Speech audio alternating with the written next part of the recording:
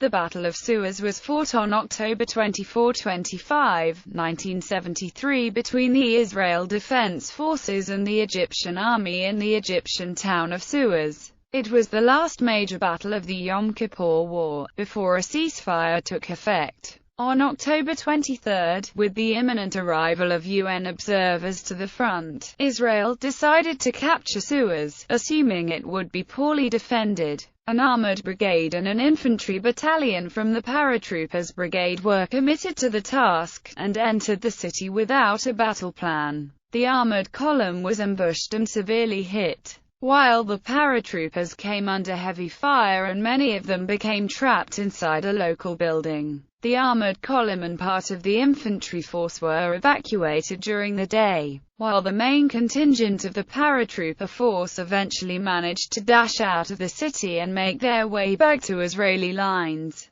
Background: at 4 p.m. on Tuesday, October 23, the United Nations Security Council met in New York to reconfirm the ceasefire and send observers to the fighting front. At 6 p.m., General Silas Vuo, head of the UN Emergency Force in Cairo, called the Israeli Defense Minister, Moshe Dayan, and told him of the decision. Dayan suggested that the ceasefire go into effect at 7 a.m. local time, 36 hours after the original ceasefire was supposed to take effect, and Silas Vuo accepted. The Israeli Chief of Staff, David Elazar, said in the Courier that he was in a dilemma. From a military perspective, the IDF needed a few more days to make the Egyptian Third Army surrender and cut off the Second Army, which would collapse the entire Egyptian military. On the other hand, Israel had a great debt to the United States as a result of the massive arms shipments of Operation Nickel Grass. He later said it was the latter consideration that made him accept the ceasefire. The town of Suez had about 260,000 residents before the War of Attrition, but most of them left during that conflict. However, there were enough men to form a militia, which would make up part of the city's defense force. On October 23, Division Commander Major General Avraham Adan had 3 armored brigades and a makeshift infantry brigade made up of 5 or 6 battalions. By October 24, Israel had 2 brigades on the outskirts of the city, and 1 battalion from Jaffa's paratroopers brigade southwest of the town at the Gulf of Suez near the old oil refinery. Suez was thus completely isolated from Egypt from the west, and so was most of the Third Army. Jaffa had pushed across the Sarak Road west of Suez, put a further block to the Egyptians. Capturing Suez was not considered psychologically or strategically important, although it was presumed to hold supplies for the Third Army.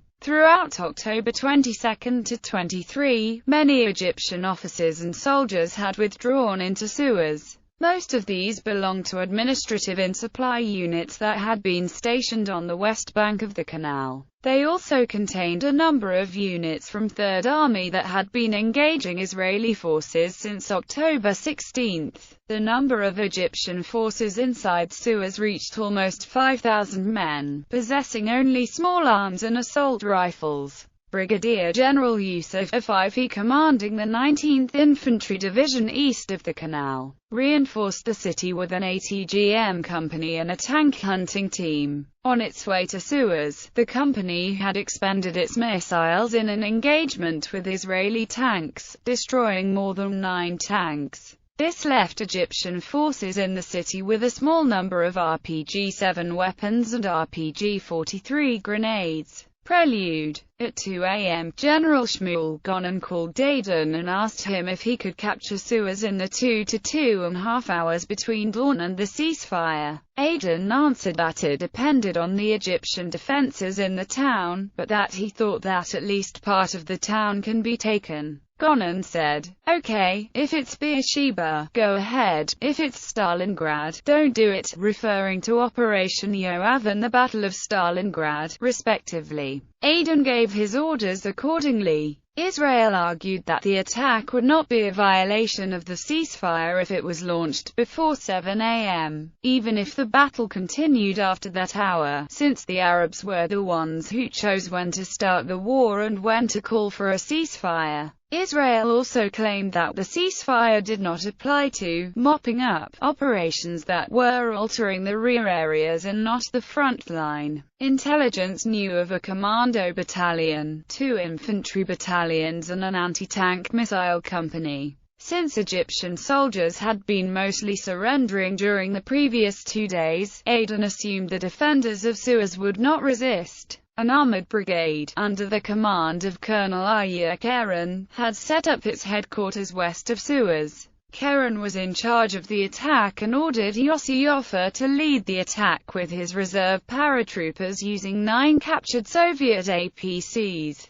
and drive up the main street of the town. He said the confidence based on which he was being sent was groundless. He said he had only one small map and had seen no air photos and asked for time to draw a plan. Aden pressured Keren to capture Suez before the arrival of the observers, and Keren told Yoffa that, in the Armored Corps, we take our orders while we're on the move, and gave 30 minutes to organize. A tank battalion, under the command of Lieutenant Colonel Nahum Zakan, was to lead the attack with its own infantry detachment, while Yoffa was to follow and leave platoons to secure the intersections. Battle. Ambush at 10:50. Zakan's column, stretched for over a mile, started moving up the main street, an extension of the Cairo-Suez highway. His battalion was divided into 3 groups, each containing 8 tanks, each tank followed by an APC or half-track. Zakan had 3 miles to go before reaching a large square on the bank of the Gulf of Suez.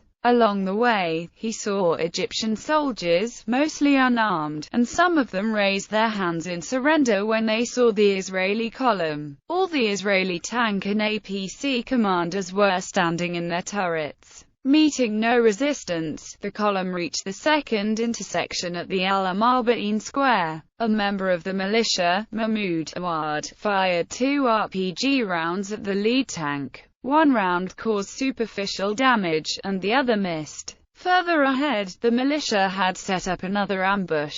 Ibrahim Suleiman, positioned in a hideout between Cinema Royal and Cinema Egypt, heard the explosions, and asked his comrade, Mohammed Salhan, to prepare an RPG round. At a range of 12 meters, Suleiman fired his RPG, hitting the turret ring. The tank blew up, and its cannon tilted to the ground. Moments later, Salhan fired an RPG round against the APC trailing the lead tank. The APC, carrying paratroopers inside, caught fire. At this point, masses of civilians and soldiers began moving towards the square from the adjacent buildings and from roads leading to the square. The column came to a halt, and began receiving heavy small arms fire, also coming under attack by hand grenades. Within minutes, 20 out of the 24 Israeli tank commanders were hit. The Israelis panicked, and began disembarking their vehicles and taking cover in nearby buildings.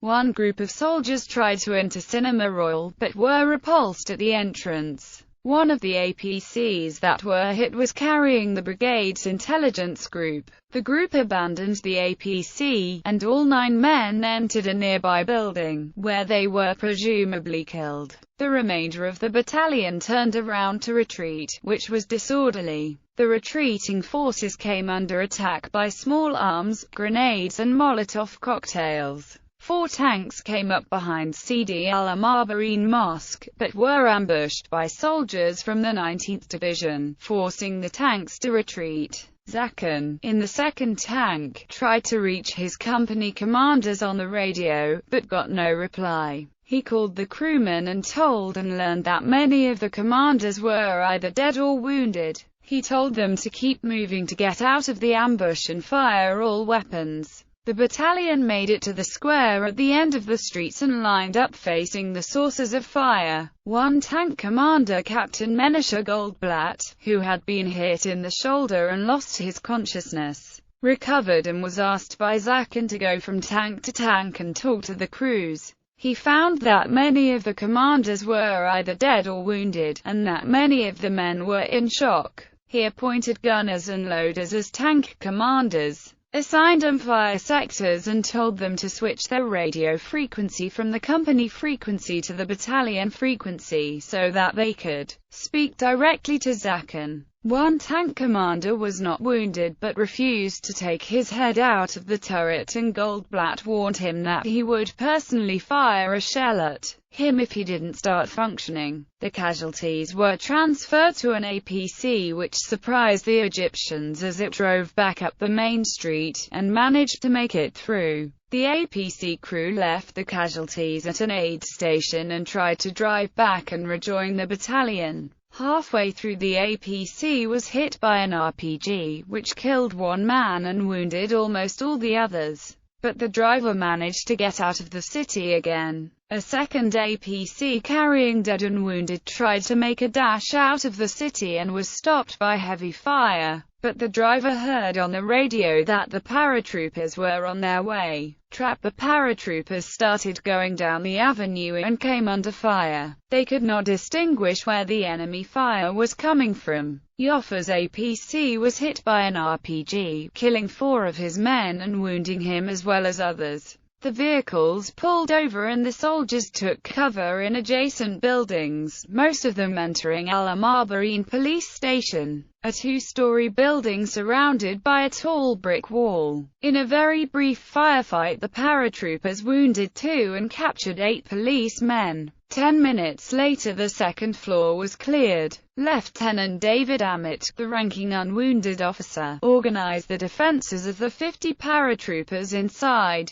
He posted men at windows and behind the brick wall in the front of the building to block the entrance. A room was used as an aid station. 5 men positioned themselves on the roof and adjacent building and began firing on the surrounding Egyptians. The policemen launched 2 attempts to break into the police station and rescue those held inside. In one of the attempts, the Egyptians broke into the building from a side entrance and advanced toward the aid station, and the battalion doctor and his medics opened fire on them. Yoffa's leg had been badly ripped, but he refused morphine in order to stay alert. When the Egyptian fire stopped, he told his men that the Egyptians are preparing for an attack. The building was then attacked by RPGs and grenades, and the second floor caught fire. Yoffa told the doctor that it's time to burn the maps and papiers that might help the Egyptian intelligence. Having lost much blood, he kept losing consciousness. The fire was eventually doused and the attack repulsed. Both attempts failed, had cost the Egyptians another 8 policemen killed. Outside the police station, both sides were still firing on each other. A few wounded Israelis who were unable to take cover in the nearby buildings lay stranded on the streets. The Egyptians concentrated their fire against the paratroopers in the building. The Israelis decided to release a police officer to inform the Egyptians of their desire to surrender, provided the Egyptians guaranteed they will not be harmed. The police officer left the building and told Sarhan that the Israelis wanted to surrender. Sarhan took the officer to Colonel Fadi Abbas, head of intelligence in the southern sector of the canal. Abbas met both men before noon that day, and was enthusiastic to accept the Israeli surrender and end the fighting, especially considering the potential intelligence gains.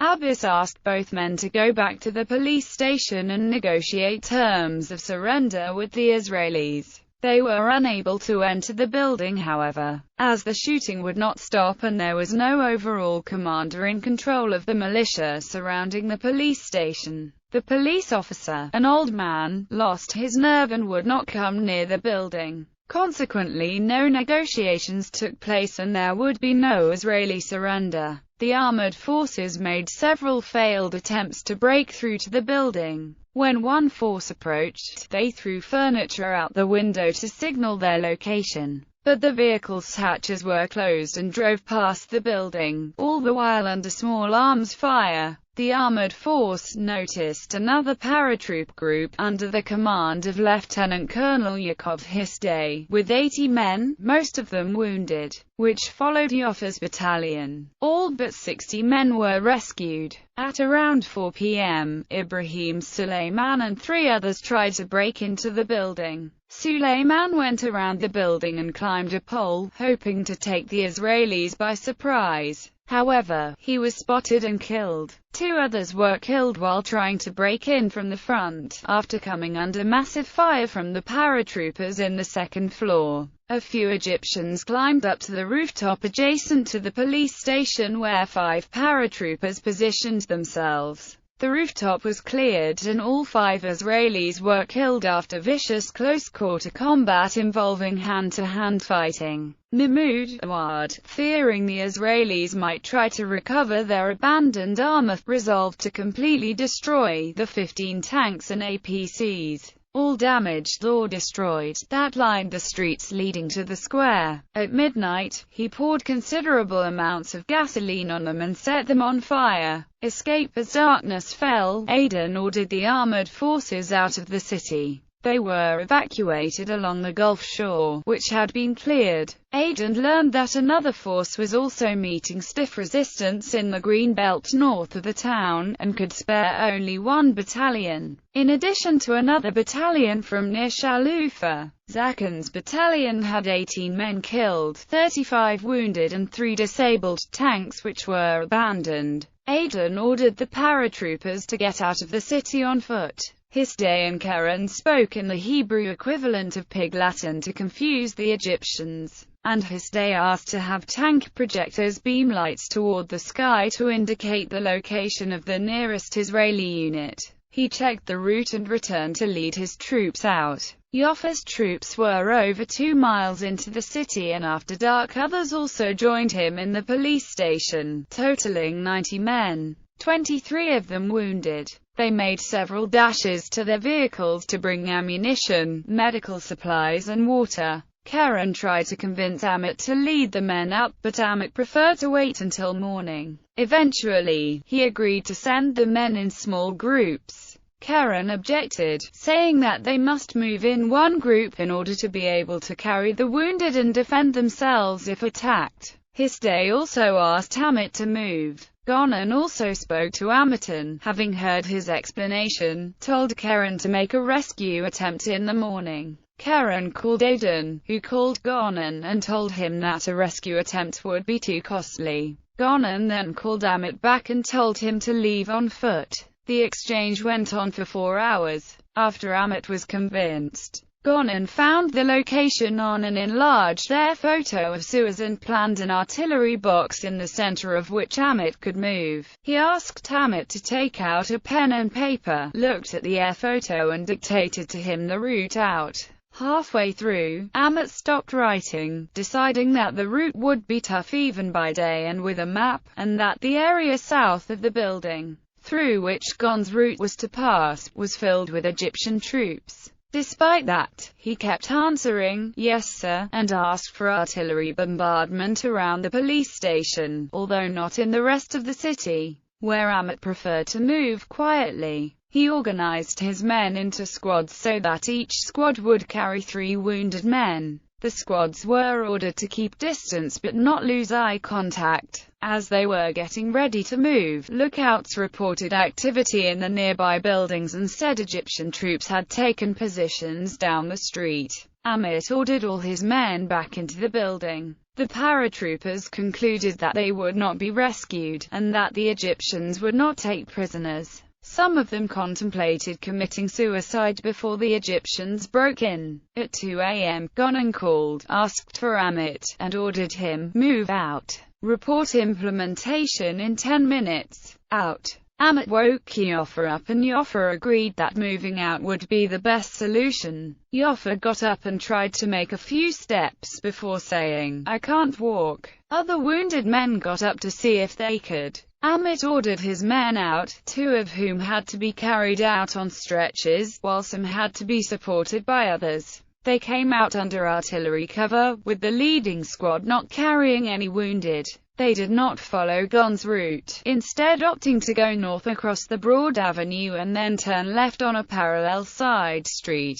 They could not move quietly because of broken glass and other debris. Egyptian soldiers passed by several times, occasionally passing through gaps in the column, but did not challenge them, perhaps believing they were Egyptians. After almost 2 hours, they reached the Sweetwater Canal, outside the area under Egyptian control. They followed its inner face toward a vehicular bridge marked on the map, but a few score yards before it, they reached a railroad bridge, which did not appear on the map. They could hear that the vehicular bridge was guarded by Egyptians, but the railroad bridge was not, and they crossed it. Shortly before dawn, they reached Kern's force outside the city. Aftermath. The IDF casualties in the battle were 80 dead and 120 wounded. Israel made 2 more probes into Suez, one on the 25th and one on the 28th, but both were repulsed. On the 28th, the UN observers were taking positions west of Suez.